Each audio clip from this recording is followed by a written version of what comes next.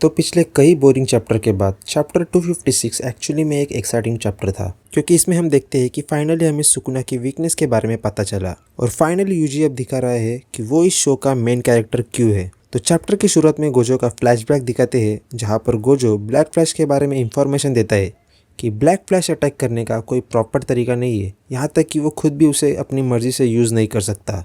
ये पूरा लक पे डिपेंड करता है, क्योंकि वो इसे इस्तेमाल करने के लिए सिर्फ अपने पंच को कर्स टेक्निक में इम्ब्यूट करता है। और फिर प्रेजेंट में यूजी और चोजो की सुकुना के साथ फाइट चल रही होती है।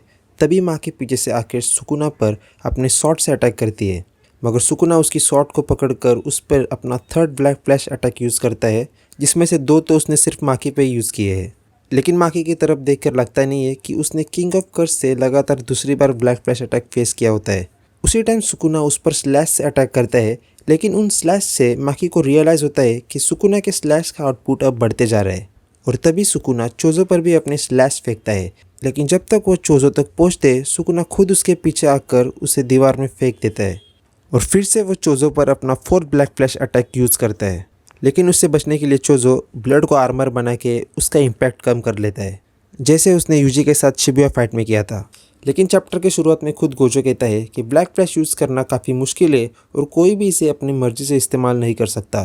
तो फिर सुकुना कैसे लगातार 4 बार कंटिन्यूसली उसे यूज़ कर सकता है? या फिर ऐसा हो सकता है कि सुकुना को कर्स में बहुत ज़्यादा नॉलेज है, यहाँ तक कि वो किसी भी अटैक को सिर्फ एक बार देखकर ही खुद से यूज़ कर सकता है। तो क्या सुकुना ब्लैक फ्लैश को अपनी मर्जी से यूज़ कर सकता है? क्योंकि सिर्फ 2-3 चैप्टर में उसने कंटिन्यूसली 4 बार ब्लैक फ्लैश का इस्तेमाल किया है। लेकिन तभी चोजो एक इम्पॉर्टेंट चीज़ कहता है। वो कहता है कि भले चाहे सुकुना कितना भी ब्लैक फ्लैश अटैक यूज़ करे और कितना भी अपना आउटपुट रिगेन कर ले, जब तक यूजी उसे अपने पंच से अटैक करते रहेगा, सुकुना का कर्स आउटपुट और उसका मेगुमे के बॉडी के ऊपर का कंट्रोल दोनों भी कम होते जाएंगे। यानी चोजो यहाँ पर क्लियर कर देता है कि यूजी सुकुना की एक वीकनेस है। जब तक यूजी इस फाइट में है तब तक उनके लिए ये फाइट जीतने के चांस है।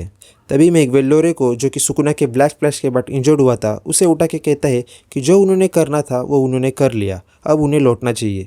लेकिन लोरे उसे मना करके कहता है कि उसका अभी भी एक काम है जो उसे करना बाकी है। और फिर इस फाइट के बीच में सुकुना सेंस कर लेता है कि यूजी उसे ब्लैक फ्लैश हिट करने वाला है, लेकिन पता होकर भी सुकुना कुछ कर नहीं पाता, क्योंकि सुकुना की पूरी कॉन्शियसनेस फोर्सफुली डाइवर्ट की जाती है।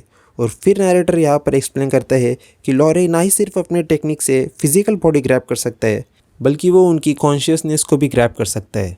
वैसे देखा जाए तो ये टेक्निक एक्चुअली में काफ़ी ज़्यादा डेंजर है अगर इसे सही से और सही टाइम पे यूज़ किया जाए तो। और फिर लोरे की सही टाइमिंग की वजह से यूजी सुकुना को बड़ी जोर से ब्लैक फ्लैश हिट करता है, और सच में इस वाले ब्लैक फ्लैश का आउटपुट बहुत ज़्यादा लग रहा है। और फिर तभी नैरेटर कहता है कि by unlocking the potential through black flash Yuji Itadori awakens. अब इस अवेकनिंग का क्या मतलब होगा वो तो हमें आने वाले चैप्टर में ही पता चल जाएगा। इस चैप्टर में एक बात तो क्लियर है कि भले ही सुकुना का आउटपुट धीरे धीरे बढ़ रहा है, लेकिन उसी तरह यूजी की वजह से वो कम भी होते जा रहा है।